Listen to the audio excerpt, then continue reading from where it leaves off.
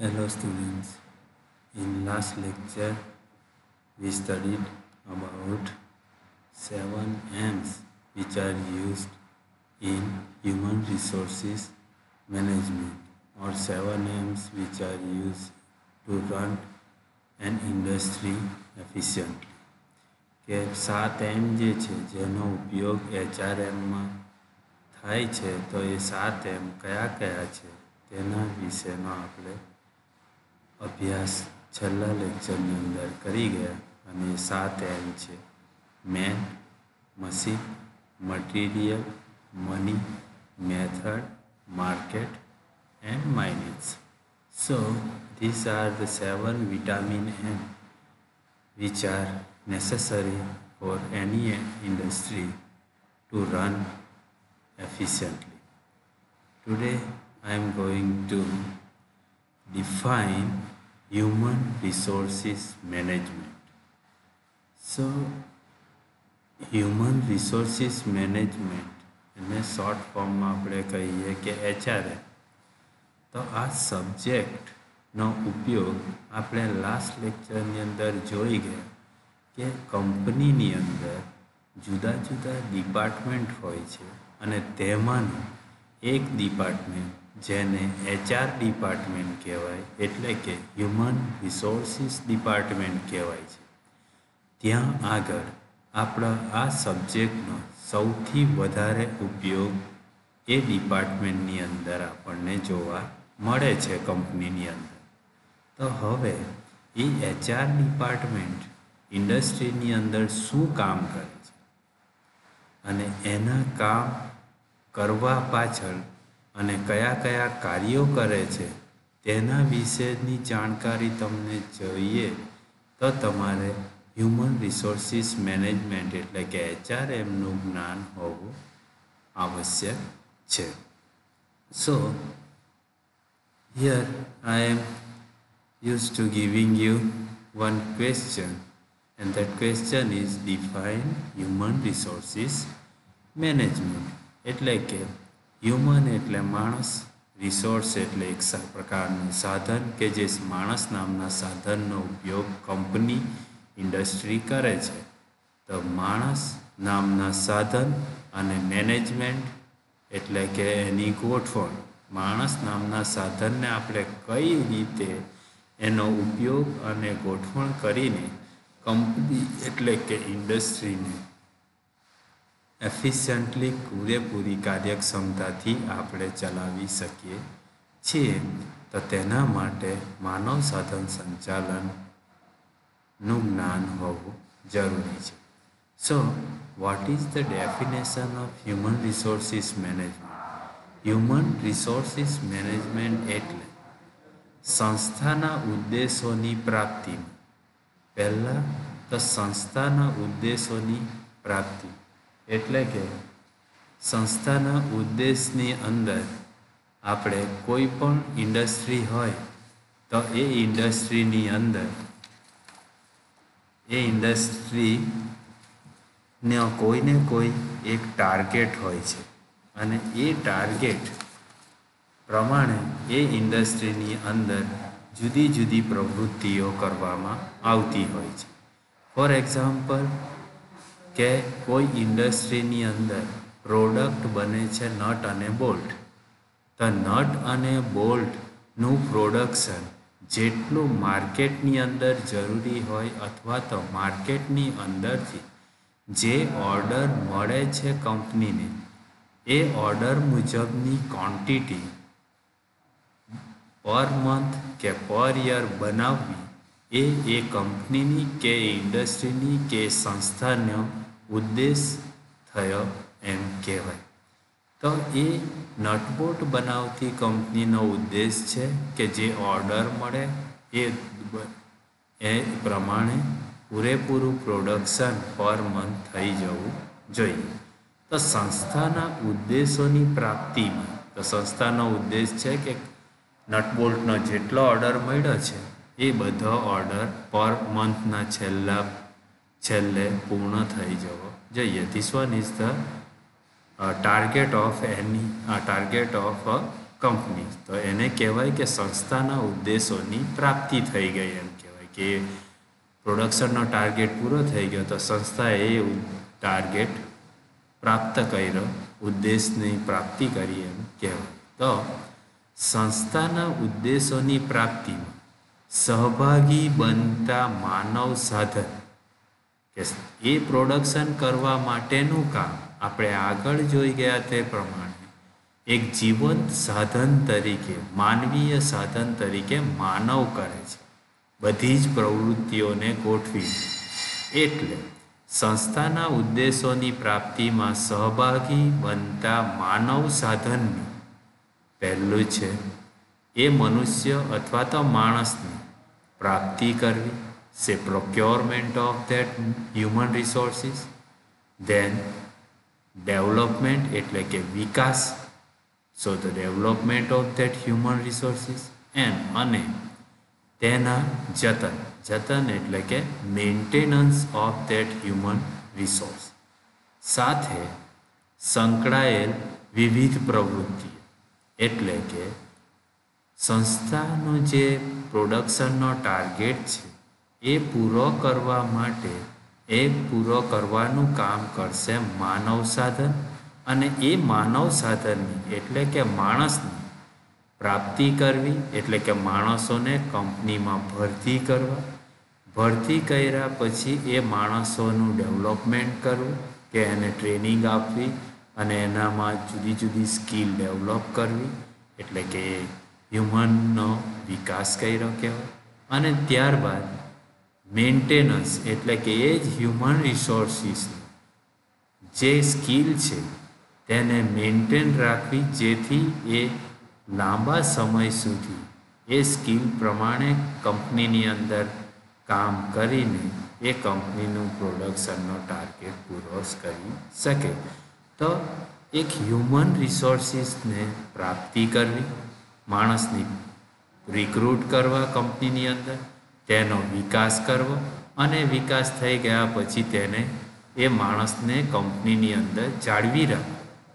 તેની સાથે જે HR ડિપાર્ટમેન્ટ દ્વારા અથવા તો એ માણસની પ્રાપ્તિ, વિકાસ અને જતન સાથે જે સંકળાયેલ વિવિધ પ્રવૃત્તિઓ છે, જેવી કે એ માણસ જ્યાં કામ કરે છે એ કામની ભૌતિક પરિસ્થિતિ, એ કામની ભૌતિક પરિસ્થિતિ એટલે માણસ જે જગ્યા ઉપર કામ કરે છે મશીન ઉપર કે પછી બીજા કોઈ ડિપાર્ટમેન્ટની અંદર, તો એ કામ જ્યાં કરે છે તેના આજુબાજુનું વાતાવરણ કેવું છે.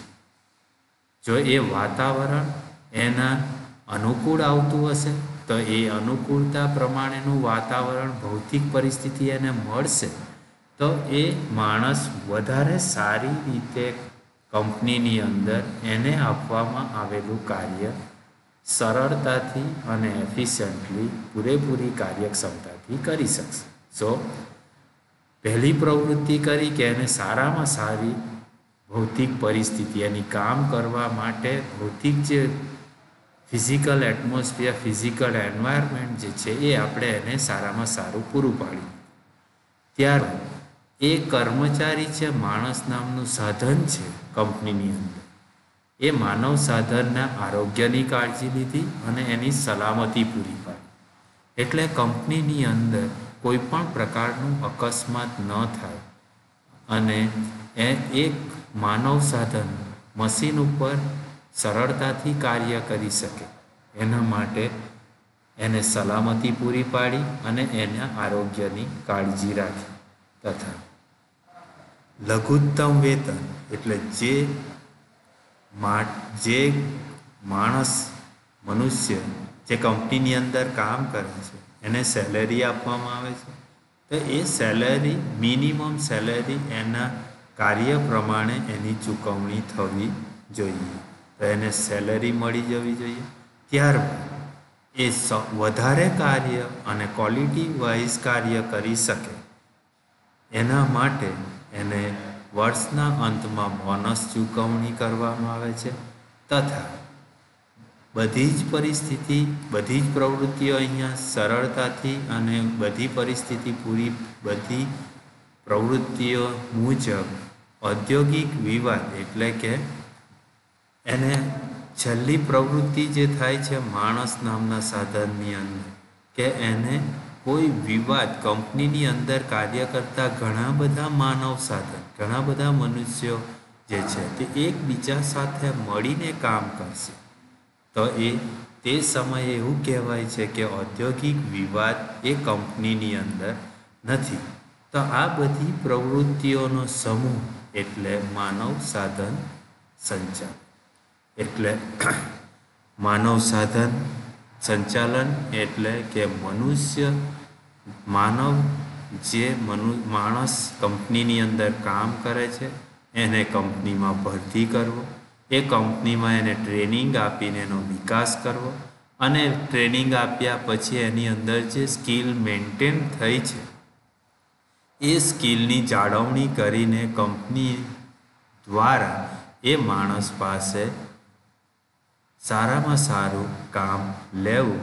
તો તેની સાથે સંકળાયેલ જુદી જુદી પ્રવૃત્તિઓ જેવી કે કામ જ્યાં કરે છે તેની પરિસ્થિતિ સારી, એને સારામાં સારું વેતન આપો, એને સલામતી પૂરી પાડો, એને બોનસની ચૂકવણી કરો તથા ઔદ્યોગિક વિવાદ જેવી પ્રવૃત્તિ ન થાય તેના માટે એ મળી સંપીને રહે એવી રીતના પ્રવૃત્તિઓનો સમૂહ એટલે માનવ સાધન સંચાલન.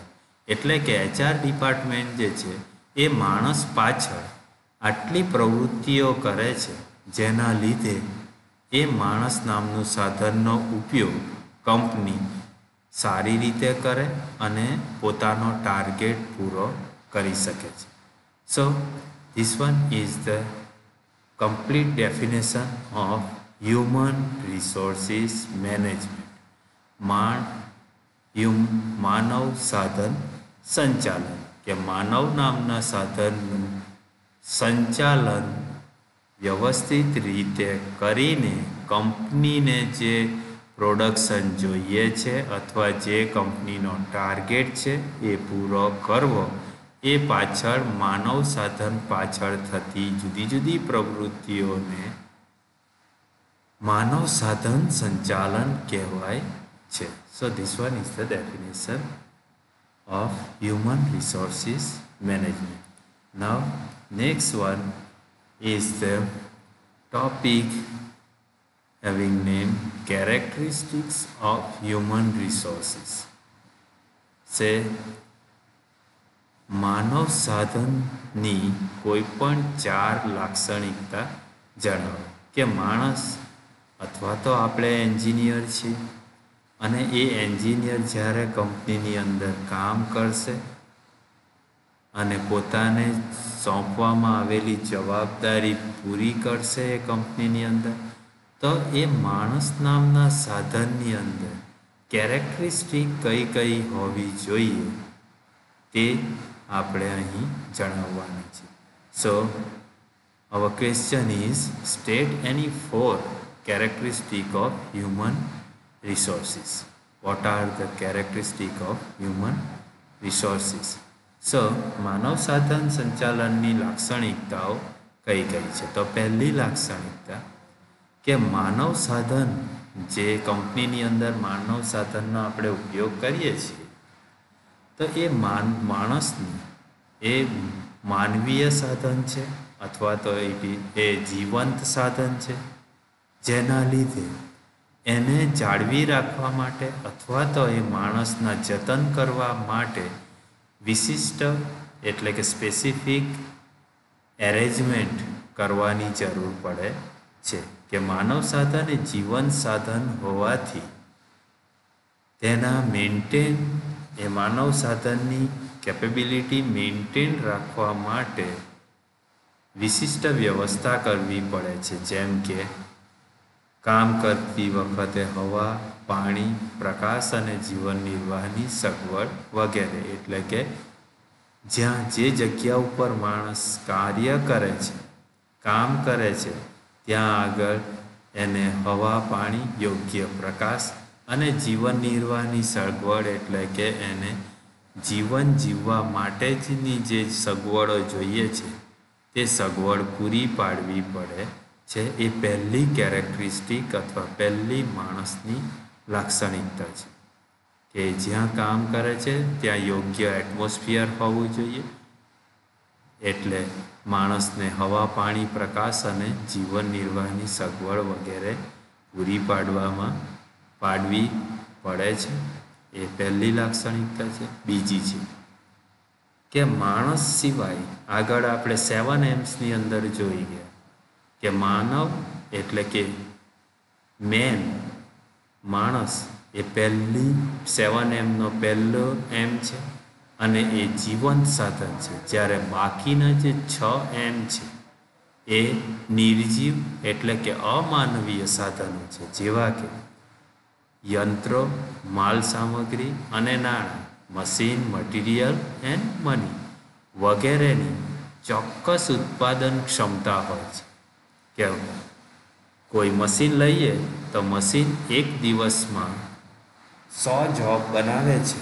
તો મશીન એકમાં 100 જોબ બનાવે એટલે કે મશીનની ક્ષમતા થઈ ગઈ.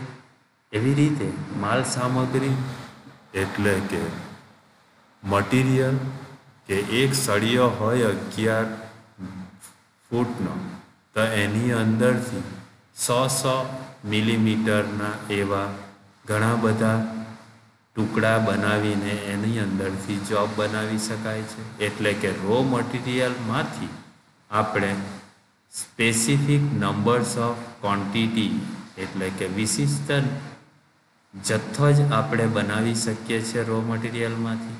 નાણાં એટલે મની, એને મનીનો જે પણ આપણે ચોક્કસ ક્ષમતા પ્રમાણે જ ઉપયોગ કરી શકીએ છીએ. તો અહીં યંત્રો, માલ સામગ્રી અને નાણાં વગેરેની ચોક્કસ ઉત્પાદન ક્ષમતા છે. જ્યારે માનવ સાધનની ભૌતિક અને ખાસ કરીને માનસિક ક્ષમતાની કોઈ ચોક્કસ મર્યાદા નથી. કેમ? યંત્રો એટલે કે મશીન અમુક જ ક્વોન્ટિટીનું પ્રોડક્શન કરી શકે, પરંતુ માણસ નામનું જે સાધન છે એ ઘણું બધું વિચારીને એ મશીન પાસેથી એની પોતાની ટેકનિક, એની પોતાની સ્કિલ પ્રમાણે એ યંત્ર પાસેથી ધારે તો એ યંત્ર જેટલું પ્રોડક્શન આપે છે એના કરતાં વધારે પ્રોડક્શન એ યંત્ર પાસેથી મેળવી શકે છે. એટલે માનવ સાધનની કોઈ માનસિક ક્ષમતા હોતી નથી, એની કોઈ મર્યાદા હોતી નથી. જ્યારે યંત્રો પાસે રો મટીરિયલ પાસે તથા મની પાસે એક પ્રકારની ચોક્કસ ક્ષમતા હોય છે. એની ઉપર આપણે એનાથી વધારે આપણે એનો ઉપયોગ કરી શકતા નથી. કે યંત્રો 100 જોબ બનાવે આખા દિવસમાં, તો એ યંત્ર દરરોજ 100 જોબ બનાવશે, કારણ કે એ એની લિમિટેશન થઈ ગઈ, એ એની ક્ષમતા, કેપેસિટી થઈ ગઈ. પણ માણસની વિચારવાની ક્ષમતા અને એની સ્કિલની કોઈ ક્ષમતા કેપેસિટી હોતી નથી. ત્યારબાદ ત્રીજી લાક્ષણિકતા છે યંત્રો નાણાં જેવા અચેતન સાધનોની મહત્તમ ક્ષમતાનો લાભ લઈ શકે.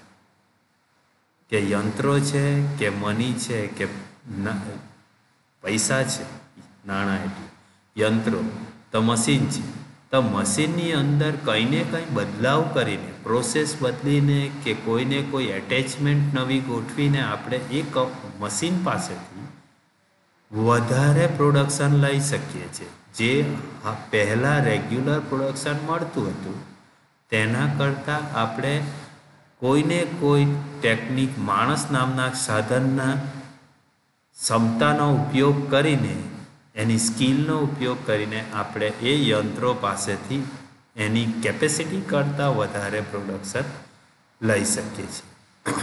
તો મની એટલે કે પૈસાને યોગ્ય રીતે એરેન્જમેન્ટ કરીને, ગોઠવણ કરીને આપણે પૈસાથી પણ એની મહત્તમ ક્ષમતાનો આપણે લાભ લઈ શકીએ છીએ.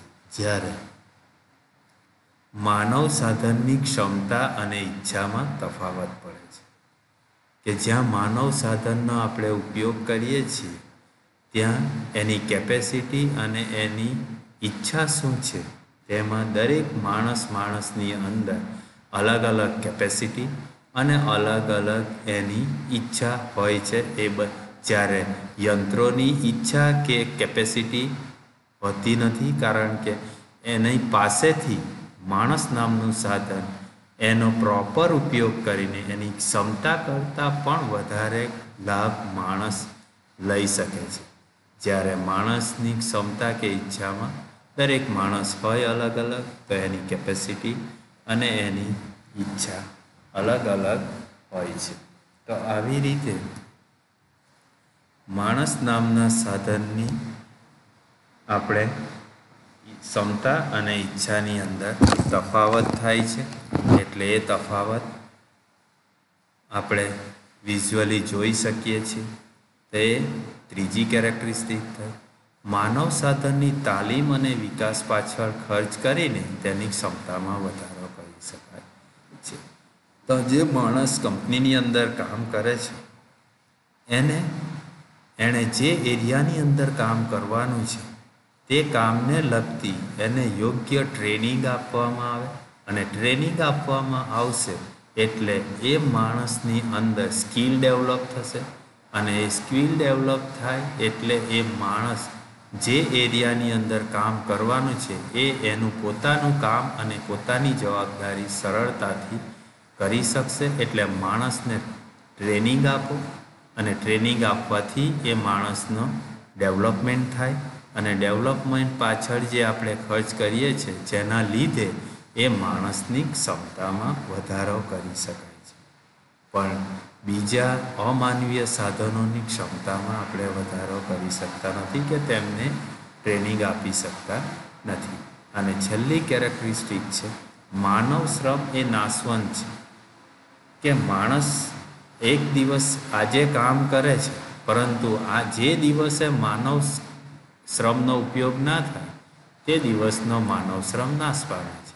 કે આજે માણસ કામ કરવા માટે કંપનીની અંદર આવે છે, અને તે સમયે કંપની પાસે કામ કરવા માટે મશીન પર કામ કરવા માટે મશીન પાસે પ્રોડક્શન લેવા માટે કોઈ રો મટીરિયલ નથી. તો તે દિવસ માનવ શ્રમ જે છે, માણસે જે કામ મશીન પર કરવાનું છે એ માનવ શ્રમ તે દિવસ માટે નાશ થશે, કારણ કે તે દિવસે માણસ એ મશીન પર કામ કરતો નથી because of lack of raw material. કે રો મટીરિયલ મશીન પર પાસે નથી, એટલે માણસ એ રો મટીરિયલને ફાઇનલ પ્રોડક્ટમાં કન્વર્ટ કરી શકતો નથી મશીનની મદદથી, અને તે દિવસનો માણસનો જે શ્રમ છે, જે માણસે કામ કરવાનું છે તે માનવ શ્રમ નાશ પામે છે. સો આવી રીતે તમે અહીં હ્યુમન રિસોર્સિસની કેરેક્ટરિસ્ટિક લખી શકો છો. In next lecture we will see what are the main functions of human resources management. કે હ્યુમન રિસોર્સિસ મેનેજમેન્ટના જુદા જુદા કાર્યો કયા કયા છે.